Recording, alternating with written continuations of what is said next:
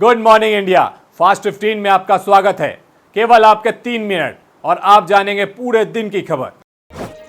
पश्चिम बंगाल में चुनाव के दौरान भी हिंसा और विवादित बयान थमने का नाम नहीं ले रहे। अब पश्चिम बंगाल बीजेपी के अध्यक्ष दिलीप घोष ने रविवार को शीतलकुची घटना को लेकर ऐसा बयान दिया है कि विवाद होने लगा है। असल में दिलीप घोष ने कहा है कि अगर शीतलकुची में मारे गए शरारती लड़कों की तरह फिर कोई कानून हाथ में लेने की कोशिश करेगा तो विधानसभा चुनाव के अगले चरण में भी कूच बिहार की तरह हत्याएं हो सकती है। केंद्रीय गृह मंत्री अमित शाह ने रविवार को कहा है कि वो अपने पद से इस्तीफा देने के लिए तैयार हैं। बस शर्त ये है कि जब पश्चिम बंगाल के लोग उनसे ऐसी बात करने को कहें। भाजपा के वरिष्ठ नेता शाह ने हालांकि कहा है कि मुख्यमंत्री ममता बनर्जी को 2 मई को पद छोड़ना होगा क्योंकि तृणमूल कांग्रेस मौजूदा विधानसभा चुनाव हार जाएगी। मित्रों, अभी दीदी बौखलाई हुई, हर रोज एक ही बात करती है, अमित शाह इस्तीफा दे, अमित शाह इस्तीफा दे, अमित शाह इस्तीफा दे। दीदी, जब जनता मुझे कहेगी तब तो मैं इस्तीफा दे दूंगा, मगर आप तैयार रखो, 2 मई को आपको जरूर देना पड़ जाएगा। अगर इस देश की, ये बंगाल की जनता मुझे कहेगी तो मैं नतमस्तक के साथ इस्तीफा देने को तैयार हूं। 2 मई को 2 बजे आपको राज्यपाल के वहां जाकर इस्तीफा देना तय है, ये समझ लो। क्योंकि ये लड़ाई जो है, ये चुनाव जो है, वो भाजपा और टीएमसी के बीच का चुनाव नहीं है। बंगाल की माताएं बहनें, महिला शक्ति और तृणमूल कांग्रेस के बीच में चुनाव है। बंगाल की युवा शक्ति आपके सामने लड़ रही है। बंगाल का व्यापारी आपके सामने लड़ रहा है। बंगाल का गरीब आपके सामने लड़ रहा है। बंगाल का किसान आपके सामने लड़ रहा है और बंगाल की आम जनता दीदी आपको विदाई करने के लिए तैयार बैठी है। चुनाव हुआ, चौथे चरण का एक दुर्भाग्यपूर्ण घटना हो। कुछ युवाओं ने दीदी के बहकावे में आकर बूथ पर हमला कर दिया। सीआईएफएस के हथियार छीनने का प्रयास किया। सीआईएफएस को मजबूरी में गोली चलानी पड़ी और 4 युवाओं की जान चली गई। मित्रों, हम सब के लिए ये दुख की बात है, मगर मैं पूछना चाहता हूं, ये युवाओं ने ऐसी हिम्मत क्यों करी? उसी सीट पर ममता दीदी की मीटिंग थी, उसने ऐलान किया, सरेआम माइक में ऐलान किया, युवाओं, महिलाओं आगे आओ,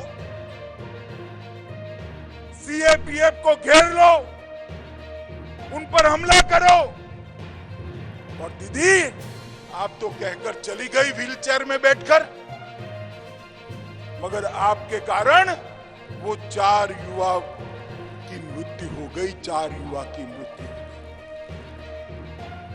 दीदी, आप ये 4 लोगों के लिए तो आंसू बहाती है, हाय तौबा करती है, कार्यक्रम छोड़कर वहां जाने की बात करती है, मगर मैं उनको पूछना चाहता हूं कि 5वां जो कार्यकर्ता मर गया भारतीय जनता पार्टी का, इसके लिए आपकी कोई जिम्मेदारी नहीं है क्या? भाइयों बहनों, इसके लिए भी दीदी के आंसू बहने चाहिए या नहीं बहने चाहिए? मगर नहीं बहे। पश्चिम बंगाल के मुख्यमंत्री ममता बनर्जी ने 10 अप्रैल को चौथे चरण के विधानसभा चुनाव के दौरान कूच बिहार में हुई हिंसा के बारे में 11 अप्रैल को बर्धमान में कैंडल लाइट मार्च निकाला। उनके साथ बड़ी तादाद में टीएमसी नेता और पार्टी कार्यकर्ता मौजूद थे।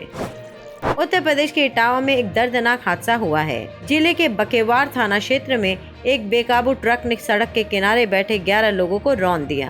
इस हादसे में 3 लोगों की मौत हो गई, जबकि 8 अन्य गंभीर रूप से घायल हो गए हैं। कोरोना की दूसरी लहर ने सबको डरा दिया है। आलम यह है कि अब देश की शीर्ष अदालत यानी सुप्रीम कोर्ट में भी कोरोना का कहर दिखाई दे रहा है।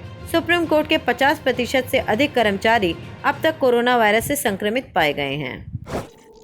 कश्मीर घाटी में आतंकियों के खिलाफ ऑपरेशन और मस्जिदों के गलत इस्तेमाल को लेकर कश्मीर के आईजीपी विजय कुमार ने कहा है, 1 जुलाई 2020 को सोपोर में और 9 अप्रैल 2021 को शोपियों में आतंकी हमलों के लिए मस्जिदों का दुरुपयोग किया है। चीन ब्रह्मपुत्र नदी पर दुनिया का सबसे बड़ा 60 गीगावाट का बांध बनाने की तैयारी कर रहा है। यह बांध तिब्बत स्वायत्त क्षेत्र में बनाया जा रहा है। इसी क्षेत्र में तिब्बत के पहले साम्राज्य की शुरुआत हुई थी। चीन 2060 तक कार्बन तटस्थता हासिल करना चाहता है, इसलिए जहां एक और चीन तिब्बत में बांध बनाने की योजना बना रहा है, वहीं तिब्बत के लोग और पर्यावरणविद इसके खिलाफ हैं। बॉलीवुड एक्टर और लॉकडाउन के दौर में प्रवासी मजदूरों के लिए मसीहा बनकर उभरे सोनू सूद ने बोर्ड परीक्षा रद्द करने की याचिका का समर्थन किया है। एक्टर ने छात्रों के समर्थन में वीडियो जारी करते हुए कहा है कि बढ़ते मामलों के बीच परीक्षाएं नहीं होनी चाहिए। महाराष्ट्र में कोरोना वायरस संक्रमण बेहद तेजी से फैल रहा है। राज्य सरकार चाहकर भी इस पर काबू नहीं कर पा रही है। ऐसे में अब राज्य में लॉकडाउन पर गंभीरता से विचार हो रहा है। इसी को लेकर उद्धव सरकार ने एक कोविड टास्क फोर्स का गठन किया है, जो राज्य में लॉकडाउन को लेकर अनुशंसा की है।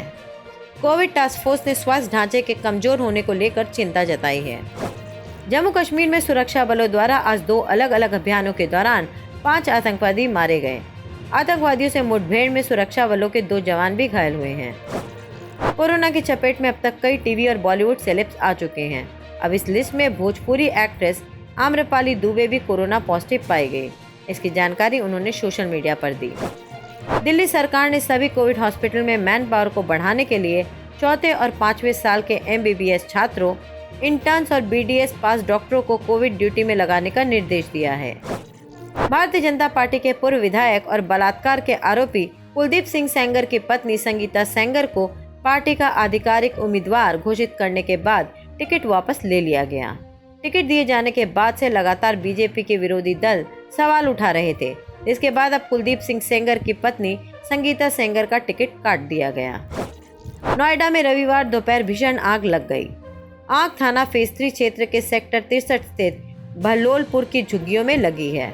आग में जलकर 2 बच्चों की मौत की भी खबर आ रही है। दोनों बच्चों को उसकी मां सुलाकर काम पर गई थी, तभी ये हादसा हुआ। कोरोना वायरस के बढ़ते संक्रमण को रोकने के लिए राज्य सरकार लगातार सख्त कदम उठा रही है। ऐसे में कोरोना के बढ़ते केसों के चलते उत्तर प्रदेश में कक्षा 1 से 12 तक के सभी निजी और सरकारी स्कूलों को बंद रखने का आदेश दिया गया है। कोचिंग सेंटर्स भी इस दौरान क्लासेस नहीं लगा सकेंगे। आज के लिए बस इतना ही। कल फिर मिलेंगे फास्ट 15 में।